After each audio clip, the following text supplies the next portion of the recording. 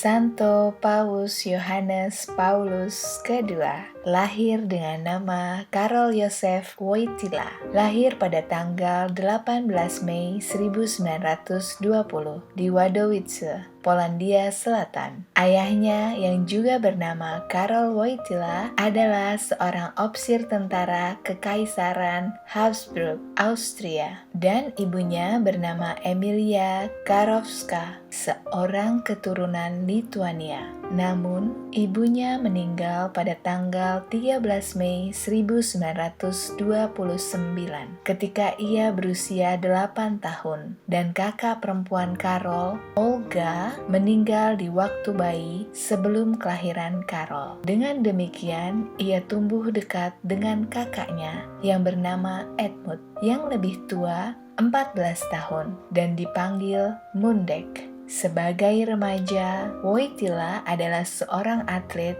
yang sering bermain sepak bola sebagai penjaga gawang. Di masa kecilnya, ia banyak memiliki sahabat orang Yahudi Polandia. Pertandingan sepak bola sering diadakan antara tim Yahudi dan Katolik, dan Wojtyła biasanya secara sukarela akan menawarkan diri menjadi penjaga gawang cadangan di tim Yahudi jika kekurangan pemain. Pada pertengahan tahun 1938, Karol Józef Wojtyła dan ayahnya meninggalkan Wadowice dan pindah ke Kraków, di mana ia masuk ke Universitas Jagiellonian sambil belajar filologi dan berbagai bahasa di universitas. Ia pun menjadi pustakawan sukarela dan juga harus ikut serta dalam wajib militer di Legiun Akademik Resimen Infanteri ke-36 Polandia. Namun, ia adalah penganut pasifisme atau menolak kekerasan dan menolak penembakan senjata. Ia juga tampil di beberapa grup teater dan menjadi penulis naskah drama. Selama masa itu, kemampuan berbahasanya berkembang saat ia belajar dan menjadi fasih berbicara dalam 12 bahasa asing. 9 di antaranya kemudian sering dipakai ketika ia menjadi paus. Pada tahun 1939 terjadi pendudukan Nazi dan menutup universitas tempat belajarnya setelah invasi terhadap Polandia. Semua warga yang sehat diwajibkan bekerja, dan pada tahun 1940 sampai 1944 Karol Józef Wojtyła bekerja berbagai macam, mulai dari pencatat buku menu di restoran, bekerja kasar di tambang batu kapur, dan di pabrik kimia Solvay untuk menghindari dideportasi ke Jerman. Pada usia 20 tahun, Karol Józef Wojtyła sudah kehilangan semua orang yang dicintainya. Ayahnya meninggal karena serangan jantung pada tahun 1941, meninggalkan Karol seorang diri dari sisa keluarganya. Dan ia berkata saat ia sedang menceritakan kehidupannya ketika itu, hampir 40 tahun kemudian, katanya, "Saya tidak ada pada saat kematian ibu saya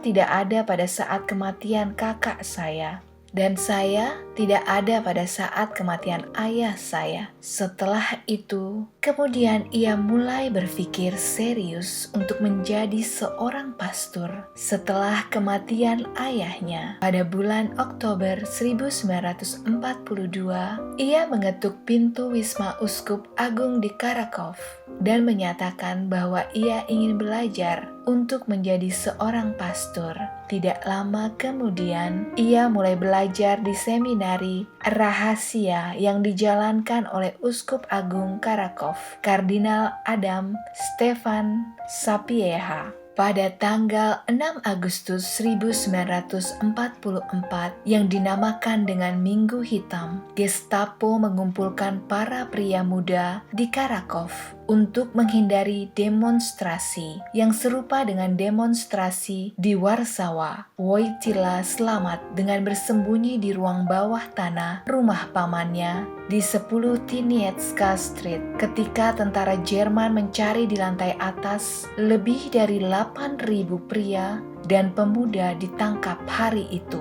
Namun, ia kemudian bersembunyi di Wisma Uskup Agung dan ia tetap tinggal di sana sampai Jerman pergi. Pada tanggal 17 Januari 1945, malam hari, Jerman meninggalkan Polandia sehingga Wojtyla dan para seminaris lainnya bisa kembali bersekolah. Bulan itu, Wojtyla menolong seorang gadis pengungsi Yahudi berusia 14 tahun bernama Edith Ziezer yang melarikan diri dari perkampungan buruh di Czestochowa. Setelah terjatuh dari peron stasiun kereta, Wojtyla membawanya ke kereta dan menemaninya hingga selamat pergi sampai ke Krakow. Ziezer sangat berterima kasih padanya yang menyelamatkan hidupnya hari itu. B'nai B'rith, sebuah organisasi Yahudi dan beberapa otoritas lainnya menyatakan bahwa Wojtyla telah menolong dan melindungi banyak Yahudi Polandia lainnya dari nazisme pada saat pendudukan Nazi Jerman. Setelah ia menyelesaikan pendidikan di seminari di Krakow, Karol Józef Wojtyla ditabiskan sebagai pastor di Hari Para Orang Kudus pada tanggal 1 November 1946 oleh Uskup Agung Krakow, Kardinal Adam Stefan Sapieha. Ia kemudian berangkat untuk belajar teologi di Roma di Universitas Kepausan Santo Thomas Aquinas, di mana ia kemudian mendapat diploma teologi suci dan kemudian menjadi doktor teologi suci. Gelar doktorat ini yang pertama dari dua didasarkan pada disertasi Latin, doktrin iman menurut Santo Yohanes dari Salib Suci. Kemudian ia kembali ke Polandia pada musim panas pada tahun 1948 dengan tugas pertama pastoral di desa Niegowice, jaraknya sekitar 15 mil dari Krakow. Setibanya di Niegowice pada musim panen, tindakan pertama yang dilakukannya adalah berlutut dan mencium lantai. Tindakan ini diadaptasi dari kebiasaan Santo Jean Marie Baptiste Vianney atau Yohanes Maria Vianney yang berasal dari Prancis, yang kemudian menjadi ciri khasnya ketika ia menjadi paus sampai pada akhir hayatnya. Pada Maret 1949, kemudian ia dipindahkan ke paroki Santo Florian di Krakow.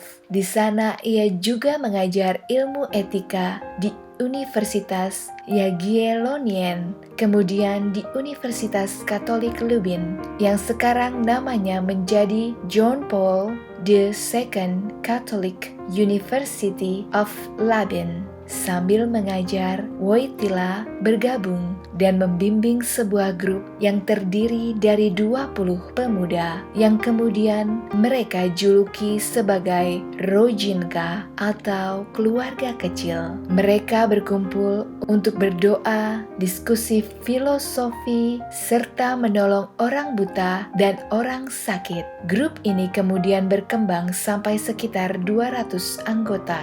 Dan kegiatannya bertambah dengan bermain ski tahunan dan kayak. Tahun 1954, ia memperoleh doktorat kedua dalam bidang filosofi. Namun, pemerintah komunis Polandia menghalanginya untuk memperoleh gelar itu sampai pada tahun 1957. Pada tanggal 4 Juli 1958, Paus Pius ke-12 mengangkatnya menjadi uskup pembantu di Krakow.